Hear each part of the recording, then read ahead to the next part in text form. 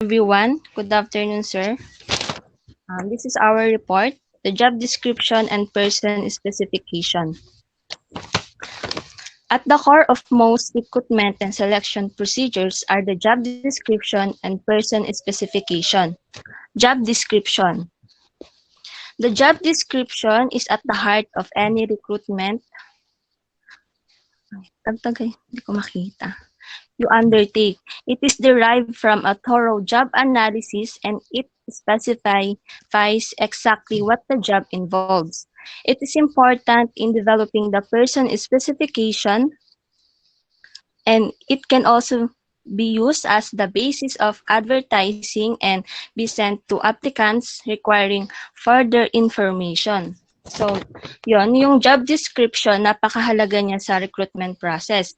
Dahil kapag tama o detailed yung ginawang job description, makaka-recruit ng mga qualified na applicants. At kung mali o kulang yung nilagay na info about dun sa job, posibleng hindi marirecruit yung right candidate na hinahanap. So, itong job description, nagawa siya pamagitan ng job analysis. So, kapag nagawa na yung job analysis, ginagamit siyang basihan sa paggawa ng job description. At kapag nagawa naman yung job description, ginagamit na siyang basihan sa paggawa ng person specification. So, yung job description, ginagamit siyang pang-advertise. Hindi pa ba?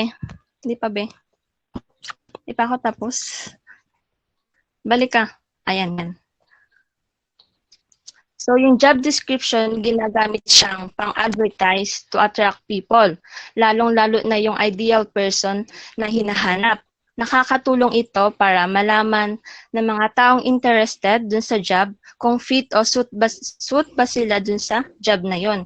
So, sa pamamagitan ng job description, malalaman kung ano yung mga na-expect ng company na gagawin ng applicant. So, yung mga duties, responsibilities na dapat ma-accomplish. Next, be.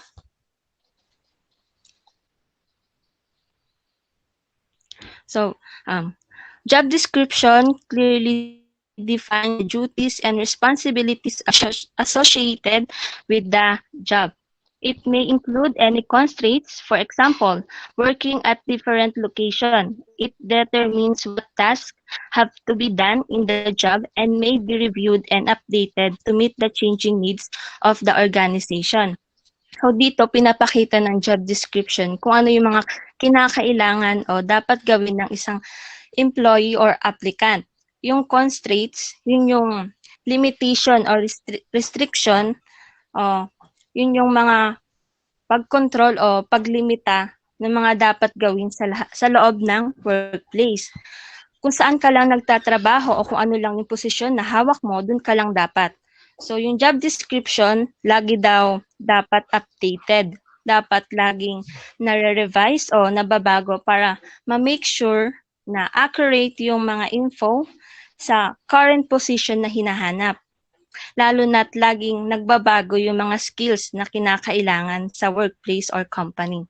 Next, Bing.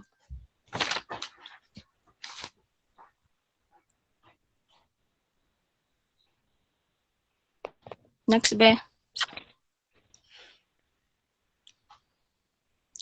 The purpose of job description. The main purpose of job description is to collect job-related data in order to advertise a particular job. It helps in attracting, targeting, recruiting, and selecting the right candidates for the right job. It clarifies what employees are supposed to do if selected for that particular job opening. It also gives recruiting staff a clear view what kind of candidate is required by a particular department or division to perform a specific task or job. So dito, pinakang purpose talaga ng job description ay ma-outline yung pinakang duties, responsibilities na naka-involve dun sa job. So sa pamamagitan nito, nare-recruit o napipili yung mga qualified na candidate o fit dun sa job na pinag-a-applyan. Next, Bing.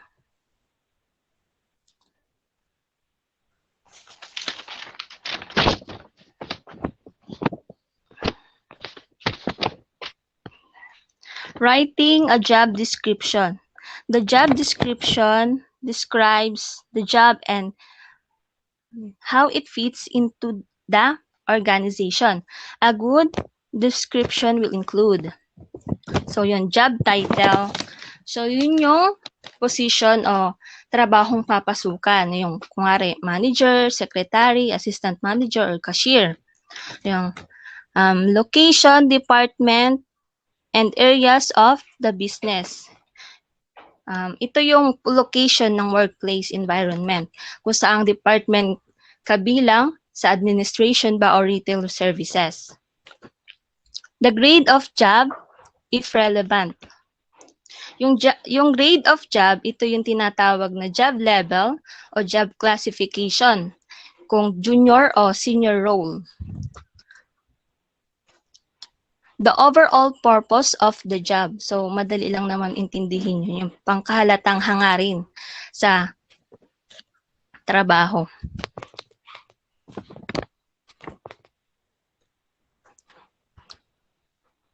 The title of the person to whom the job holder reports.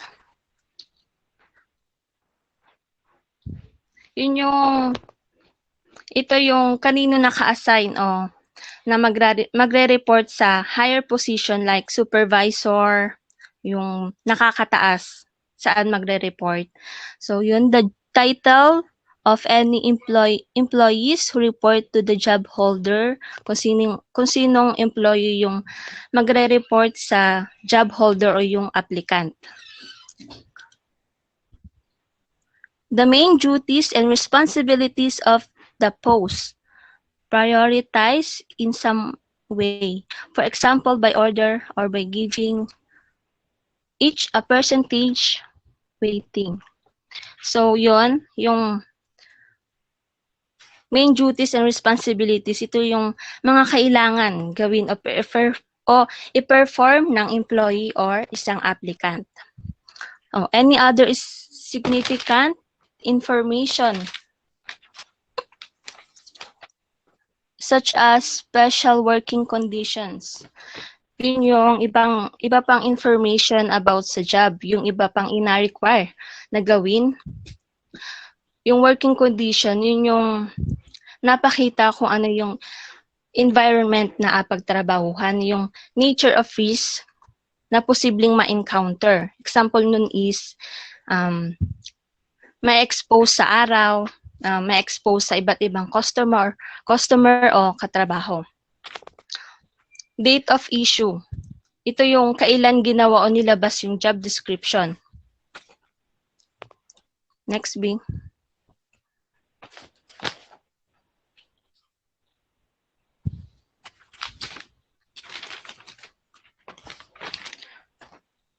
Writing a job description. The job description describes the job and how it fits into the organization. A good job description will include job title. Tapos na yun, yung isa next na.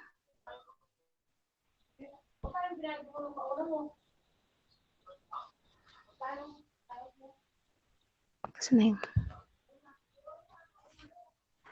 Sa checklist na. Ayan. Checklist or writing job description. Mga kailangang o dapat i-consider sa paggawa ng job description.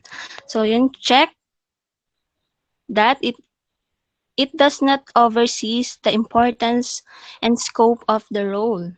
I-check daw yung kung hindi masyadong nilagay yung about dun sa role ng job. Make sure that there is no bias to hindi pa tapos.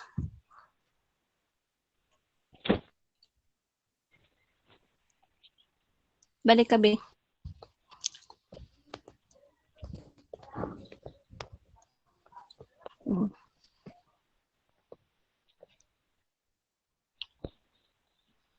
Yan.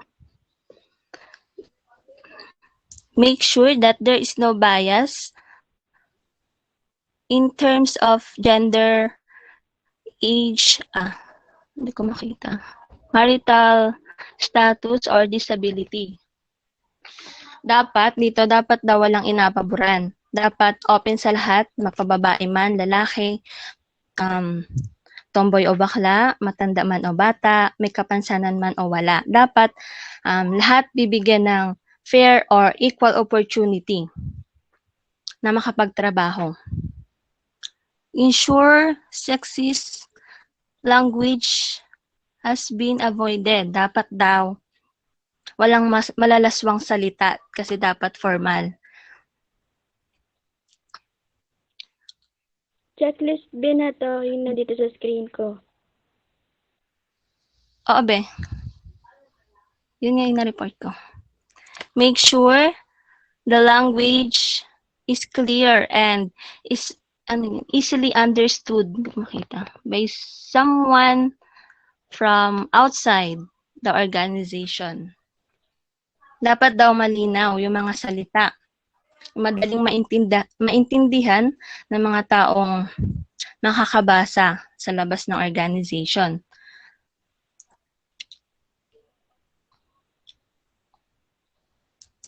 Check it doesn't include jargon, acronyms, or abbreviations, and use as few included terms as possible. Dapat i-check daw kung walang mga kasamang jargon, yung mga salita na sila-sila lang yung makakaintindi. Yung mga nagpapaiksi ng mga salita. Dapat gumagamit lang ng mga salita na madaling maintindihan, lalo na ng mga gustong mag-apply dun sa job na yon. Consider offering flexible working arrangements such as the possibility of a job share. So yan, yung nagbabago yung working arrangements either sa oras ng pagtrabaho o kaya naman kapag may sakit o may importanteng nilakaran yung isang employee. Ikaw yung pansamantalang papalit sa posisyon niya. So yun, avoid including an age range as it is meaningless in determining past experience and you may eliminate the most capable candidate. Wag lalagyan ng hangganan yung edad na hinahanap for that particular job. Example nga yung 30 to 35 years old. Wala ako makita. Hindi ko makita.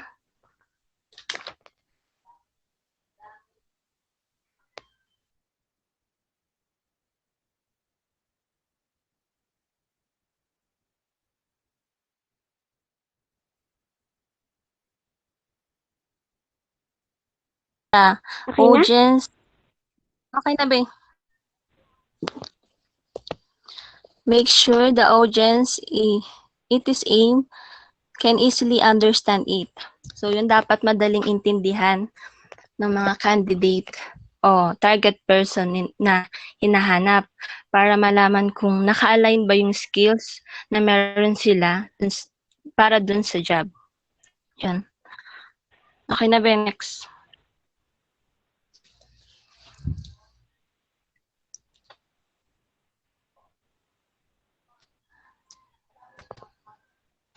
Next na ba?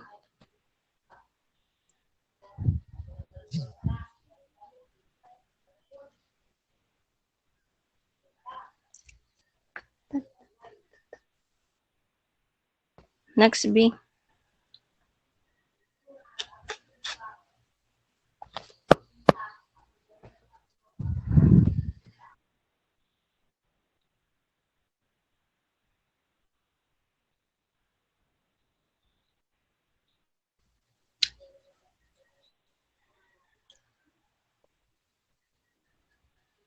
So yan po yung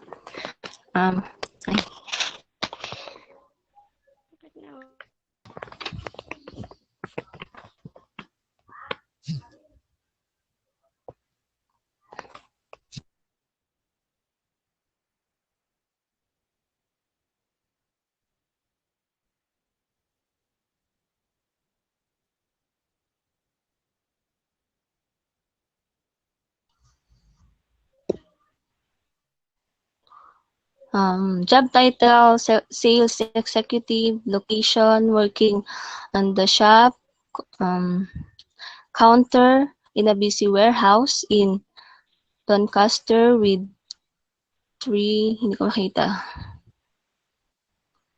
in three other executives. Job purpose, to advise trade customers in the selection of bathroom fitting for the home. To sell merchandise and arrange deliveries to maximize rules. Reports, yan. Duties and responsibilities. So, yan. Ako ba tapos? Be, yung una muna. May time pa ba? Example na to. So, yan. Oo. Sa job title, Ayan, tingnan nyo na lang po kasi baka sales hindi. executive na. Oo. Ayan, duties and responsibilities, advise customers on fittings, keep shop, area tidy, yan mga yan. Salary, 11,500 per annum. Working condition, front of warehouse is a challenging work environment. It can be dirty and cold in the winter. The job entails is working with a very challenging set of customer. So, may isa pang example, yun yung galing kay sir. Next na ba?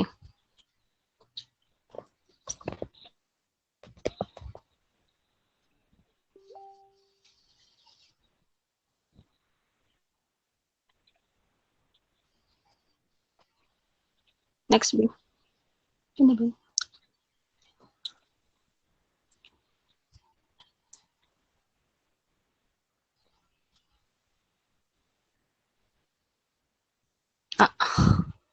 Nawala. Yan. Ikaw na. Zaira.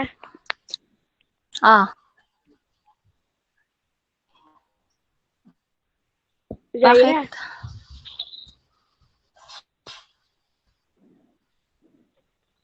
Okay na. Kita Okay na. na. Hindi ka na.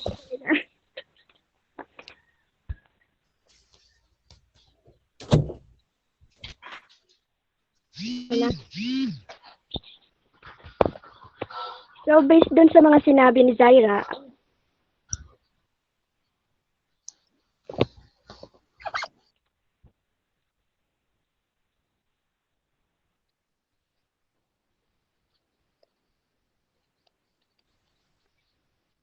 So, based dun sa mga sinabi ni Zaira, ang job description ay hindi lamang nakakatulong sa pangangalap ng mga tamang employee, maging ito'y nakakatulong din sa mga supervisor na magtalaga ng mga gawain at tungkulin sa mga empleyado. So dito naman, a person's specification states that the personal qualities and attributes needed to do the job. This is a summary of the most important knowledge, skills, and characteristics required in order to be able to do the job to the required standard. A person's specification is a useful tool to help ensure every candidate is treated equally and fairly in the interview process. So napakahalaga nito dahil dito nakasaad yung mga personal na katangian ng isang empleyado. Dito malalaman kung tamang tao o suited ba itong tao na to para sa posisyong ito. Dito nakapaloob yung mga hinahanap na kaalaman, skills na dapat meron ang isang empleyado para maayos na magampanan nila yung kanilang mga trabaho. So sabi din dito, ito rin ay isang pantay na paraan upang matulungan yung bawat empleyado to be treated equally or fairly when it comes on the process of the interview.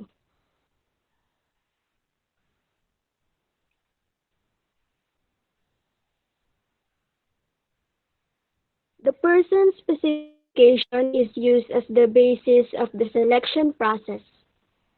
It also goes some way to providing evidence that your selection process is fair. It can be used in marketing the role, makes shortlisting and selection easier and helps to make the process objective. This because all parties are clear about the qualities and abilities being sought.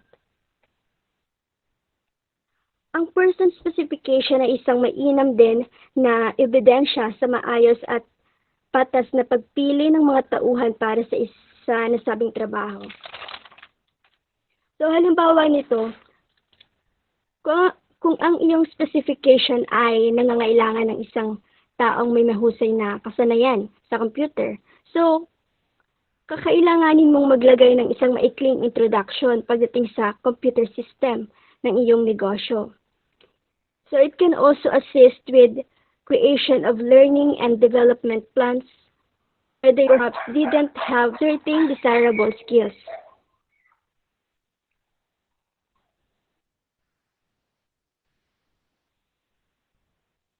The person specification is derived from the job description. The factors you include in the person specification will be the criteria against which you judge candidates' suitability. Unrealistic criteria on the person specification may deter the most able candidate for the post. The person specification is a description of a qualification, skills, experience, knowledge, at iba pang mga katangian na dapat taglayin ng isang empleyado upang maisagawa ang tungkulin sa trabaho. The specification should be derived from the job description and forms the foundation for the recruitment process.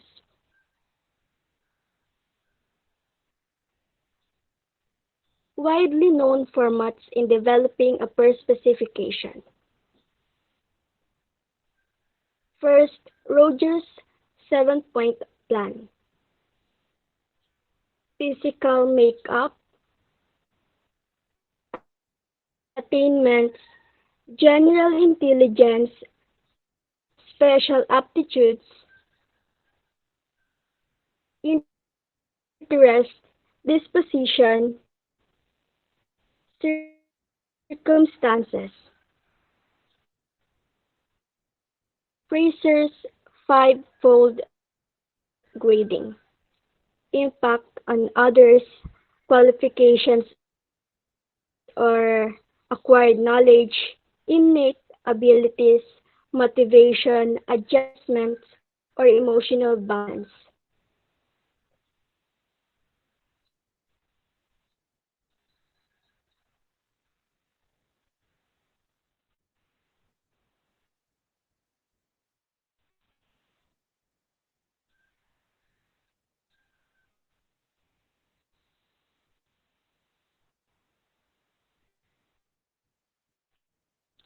Common format in developing a person specification. Skills required such as planning, communication, and team working. Ito naman yung common format in developing a person specification. Skills.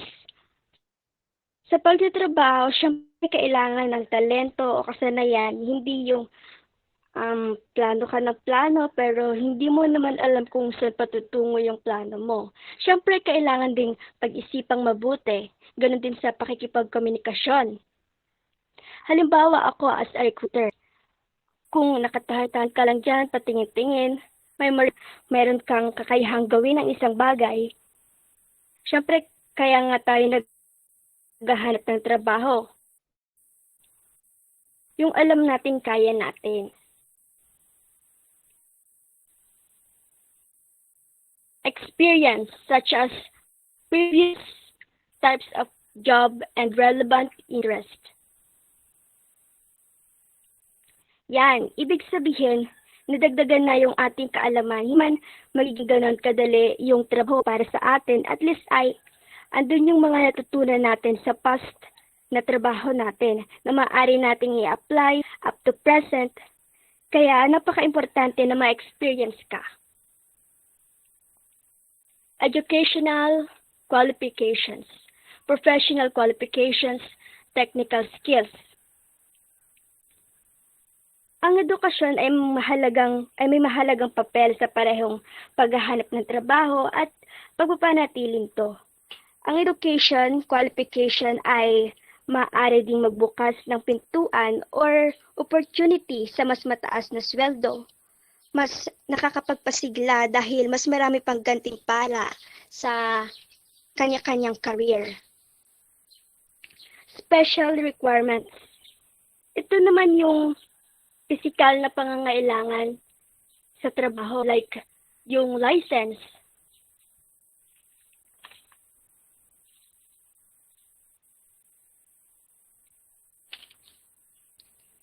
Once the employee specification is drawn up, these factors are usually divided into essential and desirable.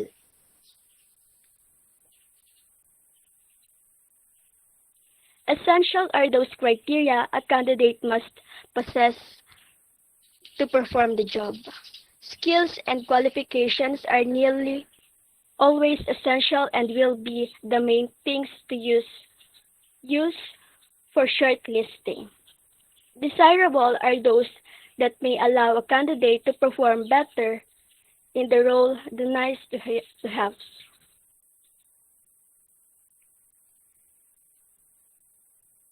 So, dito inaasahan na matutugunan ng mga applicant ang lahat ng mga essential criteria or yung mga nakasaad doon para maituring na karapat-dapat yung aplikanteng iyan sa posisyon. Yung desirable naman are those that enhance applicants' capacity para matugunan or magampanan niya yung isang trabaho.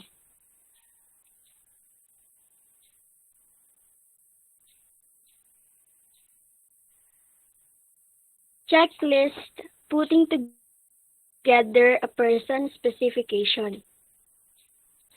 When putting together a person's specification, kinakailangan na directly related to the job description. Ability based in the line with the requirements of the role. Realistic in terms of how the factors you choose contributes to the job performance. Clearly defined. Measurable or observable. Agreed by everyone involved in the process. Weighted realistically in terms of essential and desirable qualities. Justifiable in terms of criteria you have chosen. So, ito yung example ng person specification. Nakasaad dito yung qualifications and experience, knowledge, skills and abilities, and the personal attributes. So, all in all, ang job description and person specification ay tumutulong sa pag-recruit, pag-akit o pag-encourage ng mga applicant para sa trabaho, para sa isang position. Ayun lamang po.